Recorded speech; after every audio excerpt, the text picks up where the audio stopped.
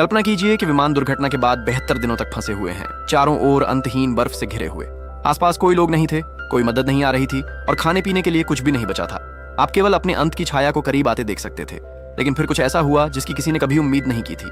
कहानी 13 अक्टूबर 1972 को शुरू होती है, जब एक रग्बी टीम संयुक्त राज्य अमेरिका से अपने अंतिम मैच के लिए यात्रा कर रही थी। यह बस एक सामान्य उड़ान थी और खिलाड़ी उत्साह से भरे हुए थे। उनमें से कई पहली बार उड़ान भर रहे थे और अधिकांश पहली बार अपने देश से बाहर जा रहे थे। कुछ खिलाड़ियों के साथ उनके परिवार के सदस्य भी आए थे, जो उनका समर्थन करने के लिए साथ आए थे। उड़ान भरने के बाद विमान चिल्ली की ओर बढ़ा, एंडीज पर्वतों के ऊपर से गुजरते हुए। सब कुछ बिल्कुल सही लग रहा था। खिलाड़ी खुश थे, अपनी खिड़कियों से बर्फ से ढकी चोटियों के अद्भुत दृश्य का आनंद ले रहे थे। लेकिन उन्हें यह नहीं पता था कि एक भयानक स्थिति कुछ ही क्षण दूर थी। जल्द ही मौसम अचानक बदल गया। एक तेज बर्फीला तूफान विमान से टकराया। विमान हवा में जोर से हिलने लगा। सभी लोग डर गए। एक यात्री ने दूसरों को शांत करने की कोशिश की, यह समझाते हुए कि पहाड़ों के ऊपर उड़ान भरते समय अशांति सामान्य है। उसने कहा कि कोई खतरा नहीं है और सब कुछ सामान्य हो जाएगा। लेकिन इसके बजाय झटके और तेज हो गए। विमान और अधिक जोर से इधर उधर झूलने लगा। कैबिन के अंदर हर जगह सामान गिरने लगा, जिससे अफरा तफरी मच गई। पायलटों ने विमान को स्थिर करने की पूरी कोशिश की, लेकिन नियंत्रण उनके हाथ से फिसलने लगा। इससे पहले कि वे कुछ कर पाते, एक विशाल पहाड़ सामने आ गया। विमान पहाड़ से टकराया और 2 टुकड़ों में टूट गया। एक खिलाड़ी विमान के पिछले हिस्से के साथ बर्फ में फेंक दिया गया और गायब हो गया। विमान का अगला हिस्सा तेज गति से फिसलकर एक बड़े बर्फ के टुकड़े से टकरा गया।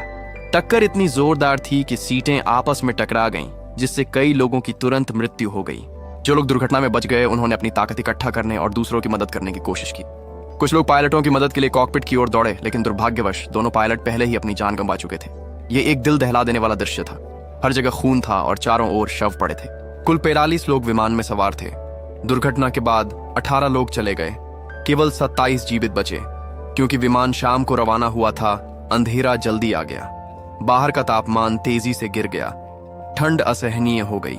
जमाने वाली हवाओं से बचने के लिए उन्होंने जो कुछ भी मिल सका उसका उपयोग किया, जिसमें वस्तुएं और यहाँ तक कि जो लोग गुजर चुके थे उनके अवशेष भी शामिल थे, ताकि टूटे हुए विमान के खुले क्षेत्रों को बंद किया जा सके। वे गर्मी के लिए एक दूसरे के पास सिमट गए, जीवित रहने की कोशिश कर रहे थे। उनकी स्थिति अत्यधिक निराशाजनक थी। वे अभी भी गहरे सदमे में थे, ये समझते हुए कि जीवित रहना आसान नहीं होगा। किसी तरह वे रात गुजारने में सफल रहे।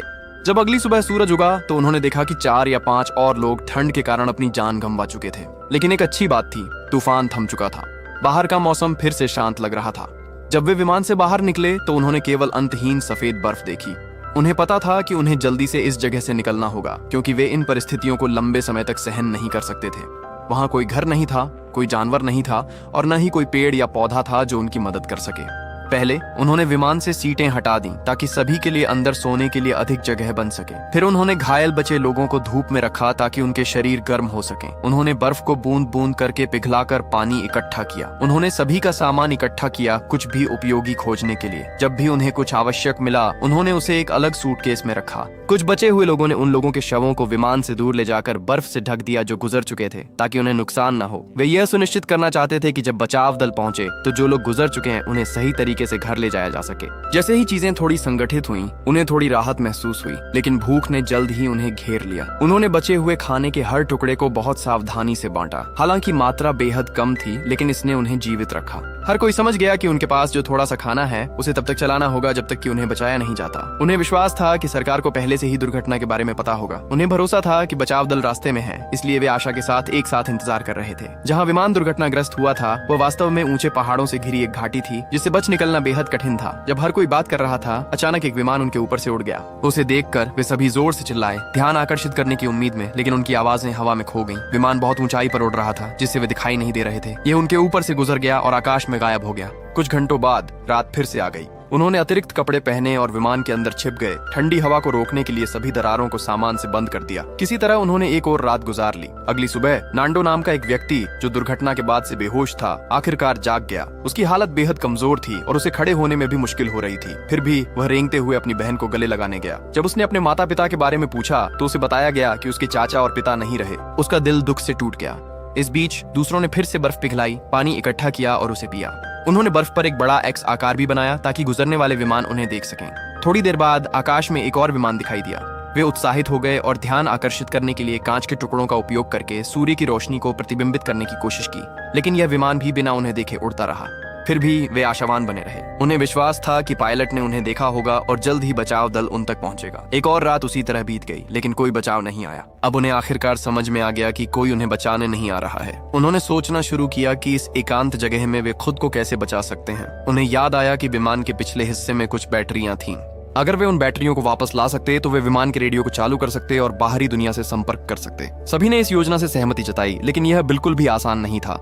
विमान की पूंछ दुर्घटना के दौरान अलग हो गई थी। किसी को नहीं पता था कि यह कहां गिरी थी। फिर भी उन्होंने इसे खोजने का निर्णय लिया। उन्होंने अपनी आंखों को कठोर बर्फ से बचाने के लिए चमड़े और कांच के टुकड़ों से सुरक्षात्मक चश्मे बनाए। 4 सदस्य बैटरियों को लाने के लिए निकले, लेकिन कुछ दूरी चलने के बाद उन्होंने मुड़कर देखा और कहीं भी अपना विमान नहीं देख सके। सब कुछ सफेद बर्फ से ढका हुआ था, जिससे विमान लगभग अदृश्य हो गया था। उन्हें एहसास हुआ कि शायद यही कारण था कि कोई बचाव दल उन्हें अभी तक नहीं देख पाया था। उन्होंने आगे बढ़ने की कोशिश की, लेकिन उनके नीचे की बर्फ खतरनाक रूप से खिसकने लगी। डर के मारे उन्होंने विमान पर वापस जाने का फैसला किया। इस तरह 6 दिन बीत गए और एक हफ्ते के अंत तक विमान पर सारा खाना खत्म हो गया। बर्फ ने उनके चारों ओर सब कुछ ढक दिया था। न कोई जानवर, न कोई पौधे, कुछ भी नहीं जो उन्हें जीवित रहने में मदद कर सके। उन्हें जीवित रहने के लिए एक निर्णय लेना पड़ा। बिना भोजन के उन्हें पत्थरों से चिपके जमे हुए मांस के टुकड़ों को चबाने के लिए मजबूर होना पड़ा। भले ही उसका स्वाद असहनीय था, वे इसे केवल जीवित रहने के लिए खा रहे थे।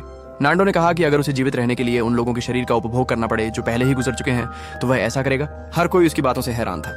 बचे हुए लोगों के बीच एक जोरदार बहस शुरू हो गई। कुछ ने कहा कि ऐसा कुछ करने से बेहतर है कि इस दुनिया को छोड़ दिया जाए। दूसरों ने जोर दिया कि जीवित रहना अधिक महत्वपूर्ण है और जो गुजर चुके थे वे चाहते कि वे जीवित रहें। उन्होंने अपने पेट पर पत्थर रखकर अपनी भूख को दबाने की कोशिश की। दिन इसी तरह बीतते गए और उनकी भूख केवल बढ़ती गई। उन्होंने जूतों के फीते और सिगरेट तक चबाए, लेकिन कुछ भी मदद नहीं की। कई दिनों तक सही भोजन न मिलने के बाद उनका दिमाग बंद होने लगा। उनके शरीर इतने कमजोर हो गए कि हिल भी नहीं सकते थे। जीवित रहना असंभव लग रहा था। नांडो की कमजोर बहन भूख के कारण और अधिक नहीं टिक सकी और चल बसी। नांडो ने अब अपने पिता, चाचा और बहन को खो दिया था। 9 दिन किसी तरह बीत गए, लेकिन उनकी भूख इस स्तर तक पहुंच गई थी कि सांस लेना भी दर्दनाक हो गया था। वे मौत से बस एक कदम दूर थे। कोई और विकल्प नहीं बचा था। उन्होंने खुद को जीवित रखने के लिए उन लोगों के शरीर खाने पर सहमति जताई जो पहले ही इस दुनिया को छोड़ चुके थे। पहले 4 जीवित बचे लोग विमान के बाहर गए और छोटे टुकड़े काटने लगे। जब दूसरों ने उन्हें खाते हुए देखा तो कुछ ने अपना मन बदल लिया और जीवित रहने की उम्मीद में उनके साथ शामिल हो गए। हालांकि 5 लोगों ने मना कर दिया और कहा कि वे किसी अन्य इंसान को खाने के बजाय इस दुनिया को छोड़ना पसंद करेंगे। अगले दिन से जीवित बचे लोग सावधानी पूर्वक अवशेषों को हटाने लगे और छोटे हिस्से तैयार किए ताकि दूसरों को दर्दनाक दृश्य न देखना पड़े। इस दौरान नुमा नामक एक लड़के को बर्फ के नीचे एक सूटकेस मिला। जब उसने इसे खोला तो अंदर एक रेडियो था। उन्होंने रेडियो चालू किया, लेकिन कोई सिग्नल नहीं था। उन्होंने एक अस्थायी एंटीना बनाया और एक समाचार प्रसारण सुनने में सफल रहे। रिपोर्ट में कहा गया कि सरकार ने कई बचाव अभियान शुरू किए हैं। लगभग 66 विमान उनकी खोज कर रहे थे, लेकिन जीवित बचे लोगों का कोई सुराग न मिलने के बाद अधिकारियों ने आधिकारिक रूप से उन्हें मृत घोषित कर दिया। इसलिए खोज मिशन बंद कर दिए गए। ये खबर सुनकर सभी ने उम्मीद खो दी। उनका आखिरी विश्वास भी खत्म हो गया। 5 में से 4 लोग जिन्होंने पहले अवशेष खाने से मना कर दिया था, अंततः इसे खाने के लिए तैयार हो गए। अब उन्हें समझ में आ गया था कि कोई बचाव नहीं आ रहा है। अगर वे जीवित रहना चाहते थे तो उन्हें खुद ही कार्रवाई करनी होगी और इस जगह से भागना होगा। 3 बचे हुए लोगों ने विमान के पिछले हिस्से को फिर से खोजने का निर्णय लिया ताकि बैटरियों को प्राप्त किया जा सके। बैटरियों के साथ वे रेडियो को चालू करने और बाहरी दुनिया से संपर्क करने की उम्मीद कर रहे थे ताकि लोग जान सकें कि वे अभी भी जीवित हैं। तीनों व्यक्ति एक बार फिर अपनी यात्रा पर निकल पड़े। घंटों चलने के बाद उन्हें बर्फ में विमान के टूटे हुए टुकड़े बिखरे हुए मिले। उन्होंने उस खिलाड़ी के अवशेष भी खोजे जो दुर्घटना के दौरान अलग हो गया था। उन्होंने उसे सम्मान पूर्वक दफनाया और आगे बढ़े, यह मानते हुए कि पूंछ कहीं पास में ही होनी चाहिए। ठंडी पहाड़ियों में घंटों चढ़ाई के बाद वे थक गए। बर्फीली हवाओं ने सांस लेना दर्दनाक बना दिया। जब रात आई तो उन्होंने एक चट्टान के नीचे आश्रय के लिए आराम करने का निर्णय लिया। सुबह में वे बर्फ के नीचे दबे हुए जागे। उनके शरीर बेहद ठंडे थे। उनमें से एक की आंखों के चारों ओर बर्फ जम गई थी, जिससे देखना मुश्किल हो रहा था। बाकी 2 मुश्किल से खड़े हो पा रहे थे। उनके पास खोज जारी रखने की ताकत नहीं बची थी, इसलिए वे एक धातु की चादर पर बैठ गए और पहाड़ से नीचे मैदान की ओर फिसल गए। जब वे बिना सफलता के लौटे तो सभी का दिल फिर से टूट गया। आखिरी व्यक्ति जिसने मानव मांस खाने से इनकार किया था, अंततः जीवित रहने के लिए खाने को मजबूर हो गया। फिर वह चुपचाप लेट गया, पूरी तरह से निराश। दिन बीतते गए और वे किसी तरह 17 दिन तक जीवित रहे, लेकिन मौसम और भी खराब हो गया। पिछले 5 दिनों से बाहर का तूफान अत्यधिक खतरनाक हो गया था। जब वे सभी सुरक्षित रहने के लिए विमान के अंदर थे, एक विशाल तूफान ने उन्हें घेर लिया और केबिन को बर्फ से भर दिया। कई बचे हुए लोग बर्फ के नीचे दबे हुए थे। जो लोग अभी भी बर्फ के ऊपर थे वे डरे हुए थे, लेकिन उन्होंने हिम्मत जुटाई और बर्फ को खोदकर अंदर फंसे लोगों को बाहर निकाला। सभी को समय पर बचा लिया गया, सिवाय एक लड़की के जो गहराई में दबी हुई थी। वे अभी पूरी तरह से सदमे से उबर भी नहीं पाए थे कि उन्होंने बाहर एक अजीब गर्जना की आवाज सुनी। जब उन्होंने देखा तो उन्होंने देखा कि एक और विशाल तूफान उनकी ओर आ रहा है। ये वाला पहले से भी अधिक शक्तिशाली लग रहा था। दूसरा तूफान आया और एक बार फिर उन्हें बर्फ के नीचे दफन कर दिया। तूफान इतना शक्तिशाली था कि पूरा विमान ढक गया।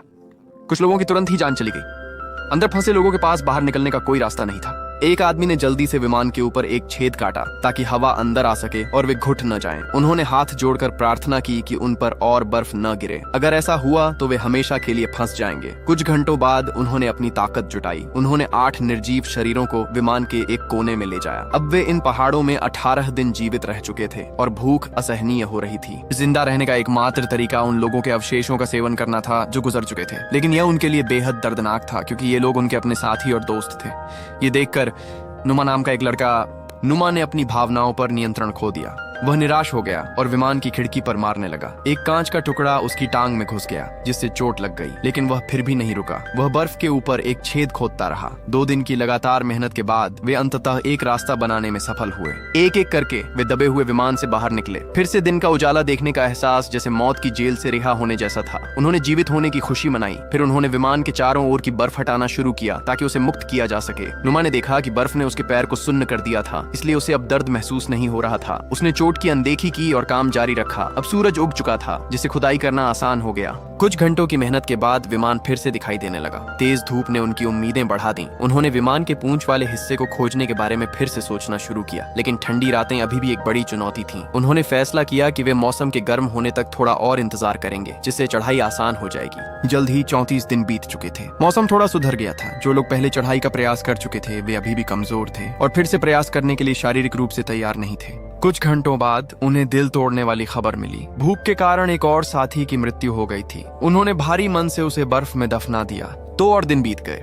36वें दिन उन्होंने आखिरकार यह निर्णय लिया कि अगर उन्हें जीवित रहना है तो उन्हें टेल सेक्शन में बैटरियों तक पहुंचना होगा। केवल तभी वे बाहरी दुनिया से संपर्क कर सकते थे। अगर वे और देर करते तो उन्हें डर था कि सभी एक एक करके गिर जाएंगे। 4 सदस्य रॉबर्टो, टिंटिन, नुमा और नांडो यात्रा के लिए तैयार हुए। उन्होंने ठंड से बचने के लिए कई परतों वाले कपड़े पहने।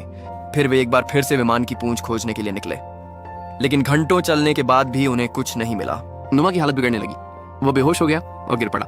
दूसरों को एहसास हुआ कि उसके पैर की चोट में संक्रमण हो गया था। उन्होंने उसे वापस नीचे ले जाने का फैसला किया, लेकिन नुमा ने मना कर दिया और जोर दिया कि वे उसके बिना जारी रखें। उसने कहा कि वह अकेले लौट जाएगा। नुमा विमान की ओर वापस चला गया, लेकिन जैसे ही वह वहां पहुंचा वह गिर पड़ा। जब उसे बाद में होश आया तो उसने देखा कि बाकी समूह विमान से बर्फ हटा रहे थे। वह उनकी मदद करना चाहता था, लेकिन उसका शरीर हिलने के लिए बहुत कमजोर था। इस बीच बाकी तीनों ने अपनी कठिन यात्रा जारी रखी। कई घंटों की यात्रा के बाद वे अंततः उस क्षेत्र में पहुंचे जहाँ पूंछ का हिस्सा गिरा था।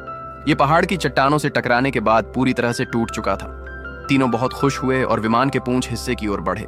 जब उन्होंने क्षेत्र की जांच की तो उन्होंने बैटरियों के अलावा और भी चीजें खोजी। उन्हें कपड़े, रम की बोतलें और कई सिगरेट के पैकेट मिले। वे इन सामानों के साथ अपने आश्रय में लौट आए। उन्होंने बैटरी को रेडियो सिस्टम से जोड़ा और बाहरी दुनिया से संपर्क करने की कोशिश की, लेकिन रेडियो काम नहीं कर रहा था। उनकी अंतिम उम्मीद फिर से टूट गई। इस बीच नोमा की हालत और खराब हो रही थी। संक्रमण उसके पूरे शरीर में फैल रहा था। पहले जो खाना उन्होंने इकट्ठा किया था वह भी खत्म हो गया था, इसलिए सभी ने फिर से बचा हुआ मांस खाना शुरू कर दिया। नोमा ने खाना और पीना बंद कर दिया ताकि दूसरों के लिए अधिक खाना बच सके, क्योंकि उसे पता था कि वह जीवित नहीं रहेगा। समूह के कुछ सदस्य फिर से पूंछ वाले हिस्से में गए। उम्मीद थी कि कुछ मददगार मिलेगा। इस बार किस्मत ने उनका साथ दिया। उन्हें एक जलरोधी चादर मिली और उन्होंने उसे सिलकर एक स्लीपिंग बैग बना लिया। जल्द ही उन्होंने एक प्रसारण सुना जिसमें कहा गया कि दुर्घटना के 58 दिन बाद सरकार एक अंतिम खोज मिशन शुरू करेगी। इस संदेश ने आशा और साहस वापस ला दिया। कुछ लोगों ने वहां रुकने और इंतजार करने का सुझाव दिया। दूसरों ने तर्क दिया कि अगर वे छिपे रहे तो बचाव दल उन्हें कभी नहीं देख पाएंगे, इसलिए कुछ लोगों को यात्रा जारी रखनी चाहिए और मदद के लिए बुलाना चाहिए। उस रात नोमा की हालत तेजी से बिगड़ गई। वह अपनी अंतिम सांसें ले रहा था। मरने से पहले उसने सभी से कहा, जब मैं चला जाऊं तो मेरा शरीर तुम्हारी मदद करे जीने में। इन शब्दों के साथ नोमा चल बसा। उसका अंतिम संदेश सभी को ताकत दे गया। उन्होंने एक पत्र पाया जो उसने लिखा था। उसने उल्लेख किया कि वह शांति में था क्योंकि वह दोस्तों से घिरा हुआ था और वह इससे बेहतर विदाई की कामना नहीं कर सकता था। पत्र पढ़ने के बाद समूह ने एक नई प्रेरणा की लहर महसूस की। टीम के 3 सदस्य फिर से बचाव की खोज में निकलने के लिए तैयार हुए। उन्होंने एक स्लीपिंग बैग और यात्रा के लिए पर्याप्त भोजन साथ लिया। इस बार वे वे किसी भी कीमत पर पहाड़ों को पार करने और मदद लाने के लिए चिल्ली पहुंचने के लिए दृढ़ संकल्पित थे। उन्होंने बिना आशा खोए लगातार चढ़ाई की। जब रात आई तो वे स्लीपिंग बैग के अंदर आराम करने लगे। अगली सुबह वे आगे बढ़ते रहे और अंततः शिखर पर पहुंच गए। लेकिन आगे का दृश्य उनके आत्मविश्वास को तोड़ने वाला था। उनके सामने और भी पहाड़ अंतहीन रूप से फैले हुए थे। इसका मतलब था कि यात्रा अभी भी बहुत लंबी थी। उन्होंने वापस लौटने पर विचार किया, क्योंकि उनके पास 3 लोगों के लिए पर्याप्त खाना नहीं था। टिनटिन ने अपना हिस्सा बाकी 2 को दे दिया और वापस लौट गया ताकि वे आगे आसानी से बढ़ सकें। यात्रा बेहद कठिन थी, लेकिन उन्होंने रुकने से इनकार कर दिया। 10 दिनों की लगातार चलने के बाद उनकी दृढ़ता ने आखिरकार परिणाम दिए। वे एक ऐसे क्षेत्र में पहुंचे जहां पहले की तुलना में बहुत कम बर्फ थी। उन्होंने एक साफ बहती हुई नदी खोजी और वहां रुककर खूब पानी पिया। अचानक कुछ अविश्वसनीय हुआ। उन्होंने नदी के दूसरी ओर एक घुड़सवार व्यक्ति को देखा। पहले तो वे अपनी आंखों पर विश्वास नहीं कर सके। उन्हें लगा कि यह एक सपना या भ्रम हो सकता है, लेकिन कुछ ही पलों में उन्हें एहसास हुआ कि वह एक असली इंसान है। उनकी खुशी उत्साह में बदल गई। उन्होंने पूरी ताकत से मदद के लिए चिल्लाया, लेकिन आदमी नहीं सुन सका। तेज बहते पानी की आवाज में उनकी आवाजें सुनना मुश्किल था, इसलिए उसने उनकी ओर एक कागज और पेंसिल फेंकी। उन्होंने जो कुछ भी उनके साथ हुआ था उसे लिख दिया। उनका संदेश पढ़ने के बाद वह आदमी अधिकारियों के पास दौड़ा। अधिकारियों को यह जानकर हैरानी हुई कि कुछ यात्री, जिन्हें 2 महीने से अधिक समय से लापता माना जा रहा था, अभी भी जीवित थे। सरकार ने तुरंत एक बचाव अभियान शुरू किया। आदमी ने रोबर्टो और नांडो को अपने घर लाया। उन्हें लंबे समय के बाद पहली बार सही खाना मिला। खबर आग की तरह पूरे शहर में फैल गई। रिपोर्टर और लोग हर जगह कहानी सुनने के लिए इकट्ठा हो गए। बर्फीले पहाड़ों पर समूह के बाकी सदस्यों ने अपने रेडियो पर खबर सुनी। उनके दिल खुशी से भर गए। उन्होंने खुद को साफ किया और जाने की तैयारी की। बहुत जल्द बचाव दल रोबर्टो और नांडो के साथ पहुंच गया। 72 लंबे दिनों के बाद दुर्घटना के बाद वे अंततः बचा लिए गए। वे शहर लौट आए। परिवारों ने उन्हें खुशी के आंसुओं के साथ गले लगाया। शहरवासियों ने उनका स्वागत सच्चे नायकों की तरह किया। सभी जीवित बचे लोगों को इलाज के लिए अस्पताल ले जाया गया। उन्होंने एक दूसरे की सफाई में मदद की और उन्हें अलग अलग बिस्तर दिए गए। लेकिन उस रात भी उन्होंने एक साथ सोने का फैसला किया, क्योंकि इस हादसे ने उन्हें गहराई से जोड़ दिया था। अंत में हमने सीखा कि उस विमान में कुल 45 यात्री थे। उनमें से केवल 16 इस अविश्वसनीय यात्रा में जीवित बचे और इसी के साथ सच्ची घटना पर आधारित यह शक्तिशाली फिल्म समाप्त होती है। यदि इस कहानी ने आपके दिल को छू लिया, यदि आपने इन जीवित बचे लोगों का दर्द, आशा और साहस महसूस किया, तो कृपया इस चैनल का समर्थन करें, सब्सक्राइब करके, लाइक करके और इस वीडियो को शेयर करके। आपका समर्थन मुझे और ऐसी सच्ची कहानियां आपके लिए लाने की ताकत देता है। देखने के लिए धन्यवाद। मजबूत बने रहें और अगले वीडियो में मिलते हैं।